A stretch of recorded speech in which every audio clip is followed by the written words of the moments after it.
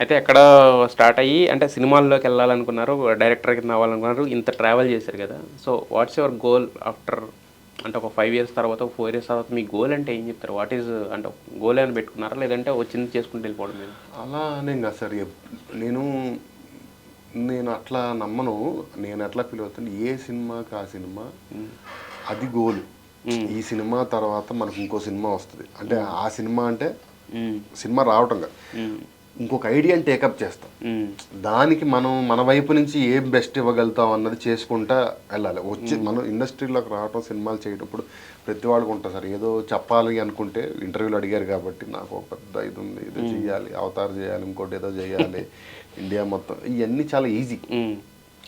But అది కాదు.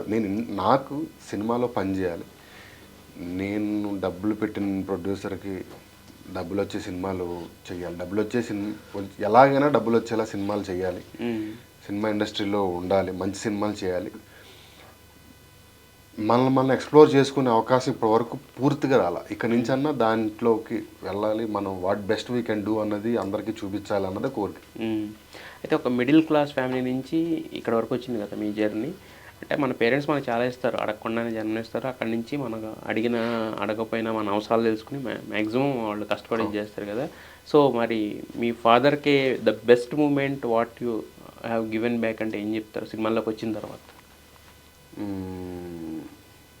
ఒక మటన్ షాప్కి వెళ్ళాం సార్ ఒకసారి. మా ఊర్లో పెద్ద మార్కెట్ ఉంటుంది మచిలీపట్నం. ఓకే.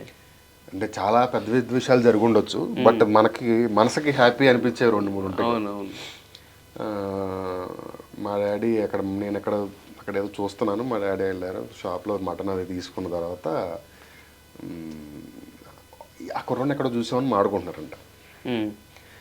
ఆయనకి చెప్పాలా వద్దో తెలియలేదు, బట్ అంతా అయిపోయి ఆయన తీసుకుని వస్తున్నప్పుడు అప్పుడు లేదు మనోరుడే బాగా సినిమాలు, ఈ సినిమా హిట్ అయింది, ఆ సినిమా హిట్ అయింది అని మాట్లాడుతుంటే అక్కడ దాకా వచ్చి వెనక్కి వెళ్ళి మా అబ్బాయి అని చెప్పొచ్చారు. అది నాకు చాలా బాగా హ్యాపీ అనిపించిన, ఇమీడియట్గా మీరు అన్నగానే గుర్తొచ్చిన ఒక ఇన్సిడెంట్. అంటే మా అబ్బాయి అని చెప్పుకునే అంత మంచి పొజిషన్కి మనం రావడం ఆయనకి ఇవ్వగలిగిన గౌరవం అంతే. చిన్నప్పుడు ఏం డబ్బులు ఇచ్చినా ఏమి ఇచ్చినా అవన్నీ తర్వాత అది అంటే మొత్తం అంతకుముందు ఉన్న దానికి మొత్తం టోటల్గా మార్చగలిగారు అంటే. బట్ వాళ్ళు ఏంటంటే ఇక్కడ రమ్మంటే రారు, బేసిక్గా వాళ్ళు ఎక్కడైతే పుట్టి పెరిగారో అక్కడే హ్యాపీగా ఉంటారు కదా సార్. మా ఉమ్మడి కుటుంబం, మేము అందరం కలిసే ఉంటాం. ఇక్కడే ఉన్నారు ఇప్పుడు అందరూ, నేను, మా మమ్మీ డాడీ, మా అమ్మ నాన్న, మా తమ్ముడు, తమ్ముడల వైఫ్, మా పిల్లలు, మొత్తం అందరూ ఉమ్మడి కుటుంబం. మాది హైదరాబాద్లో అందరం కలిసే ఉంటాం. హైదరాబాద్లో కుటుంబాలు ఉన్నా తక్కువ, ఉమ్మడి కుటుంబాలు అసలు లెక్క పెట్టవచ్చు. బట్ అయితే మరి ఒక 5 ఏళ్ళ అంటే 10 ఏళ్ళు సినిమా ఇండస్ట్రీలో ట్రావెల్ చేశారు. ఒక 5 ఏళ్ళు రియల్ లైఫ్లో వైఫ్తో జర్నీ ఎలా ఉంది?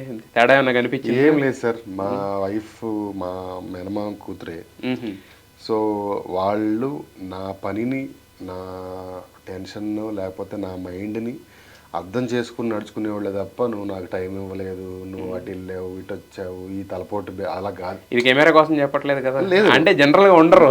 అసలు మీరు వస్తే తెలుస్తుంది. మీరు నాకున్న లక్ అదృష్టాల్లో అదొకటి ఫస్ట్ ప్రయారిటీ. నీకు చెప్పనా మీకు మాట, నాకు ఇంకా పెళ్ళిందన్న ఫీలింగ్ కూడా ఉండదు. అంటే అంత కంఫర్ట్ ఉంటుంది. ఒకటి, నేను ఎక్కడికి వెళ్ళను సార్, ఆఫీస్, షూటింగ్, ఇల్లు. నన్ను 3వ చోట మీరు ఎప్పుడు ఎక్కడ చూసుండరు. నేను బర్త్డే పార్టీలకి, ఫంక్షన్లకి, ఆఫ్టర్ పార్టీల్లోనూ ఎక్కడ చూసుండరు. నాకు మీద ఉన్న కంప్లైంట్ కూడా అది, ఎక్కడికి రావు ఏంటిది నాకు ఇది. సో వాళ్ళకి తెలుసు. బయట ఇంకోటి చెప్పిన, నేను వేరే వాళ్ళ దగ్గరికి వెళ్ళి ఒక 10 నిమిషాలు, ఇప్పుడు ఈవెన్ అక్కడ రాంప్రసాద్ నాకు ఎప్పటి నుంచో ఫ్రెండ్, నేను వాళ్ళ ఇంటికి ఏదన్నా వాళ్ళ ఇంట్లో వాళ్ళ అబ్బాయిది ఏదైనా బర్త్డే ఉండి పిలిస్తే అలాంటి వాటికి వెళ్ళినా, అది పార్టీ కాదు, ఫ్యామిలీ అకేషన్లోకి వెళ్ళినా 10 నిమిషాలు, ఆ తర్వాత నాకు అక్కడ ఉండలేను, ఇంటికి వచ్చేస్తా. సో వాళ్ళకి వీడు పనిలో ఉంటాడు అన్న విషయం వాళ్ళకి పూర్తిగా తెలుసు. సో ఇక ఆ విషయంలో క్వశ్చన్స్ ఎప్పుడైతే లేవో మనకు ఆ కంఫర్ట్ జోన్ వస్తుంది. ఓకే. అంటే సోల్ సెర్చింగ్ లాంటివి ఏమన్నా ఉంటాయా మీకు? అంటే మీకంటూ టైం ఉన్నప్పుడు అలాంటి ఆధ్యాత్మికత, సోల్ సెర్చింగ్ అనుకున్నా ఉంటాయి కదా, దానికోసం టైం వేస్ట్ చేయాలనుకోండి సార్. అంత ఉండవు మనకి. నాకు చాలా చోట్ల చూస్తుంటాను, నువ్వంటే ఏంటో తెలుసుకోవాలి, ఏం చేయాలి తెలుసుకుంది sir. End of the day ఉన్న లైఫ్ అంతా నేనేంటో తెలుసుకున్నాం, ఒక ఆన్సర్ వచ్చింది. తర్వాత దేవుడు మనకు ఒక అందమైన లైఫ్ ఒకటి ఇచ్చి బతకరా అని పంపిస్తే అంటే మేబీ వాళ్ళ పాయింట్ ఆఫ్ వ్యూ రైట్ అయి ఉండొచ్చు. నాకు లైఫ్కో నాకు ఫిలాసఫీ ఉంటుంది కదా, అది ఎవరి లైఫ్ వాళ్ళదే. అంతే కదా. మనకి ఇవి తిను, ఇవి పెట్టుకో, ఇవి వేసుకో, ఇలా బతుకు అని మనకి చెట్లు, పళ్ళు, కాయలు, పూలు, బట్టలు అన్నీ మనకి ఇచ్చింది దేనికంటే దాని పర్పస్ దానికి ఉంది. ఆ పర్పస్ మన లైఫ్ మనం బతకాలి, ఫస్ట్ బతకాలి. ఇదంతా అయిపోయిన తర్వాత ఒక స్టేజ్ తర్వాత మనం సాధించాల్సింది అయిపోయిన తర్వాత ఆ తర్వాత మన మనసు దేవుడి వైపు వెళ్ళినా మన ఇన్నర్లోకి వెళ్ళినా ఆ రోజుకి ఓకే. బట్ నా పాయింట్ ఏంటంటే బతకాల్సిన టైంలో బతకడం మానేసి అప్పుడే ఎదగడం మొదలు పెడితే అంతే కదండి.